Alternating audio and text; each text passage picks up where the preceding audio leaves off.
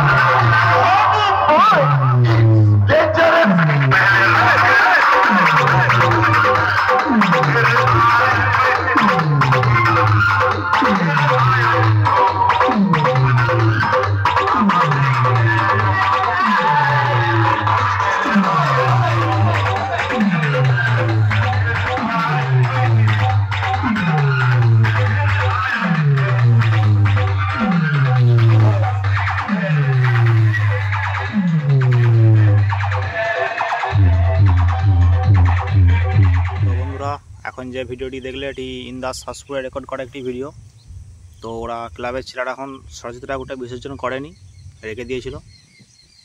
তো কিছুদিন আগে শাসপুরে গাজন হলো, সবাই জানো, বাবা বুনো শিবের গাজন। তো সেই গাজনের দিনই সরস্বতী ঠাকুরটা বিসর্জন করেছে এবং সরকার সাউন্ডের রোড শো দেখতেই পেলে।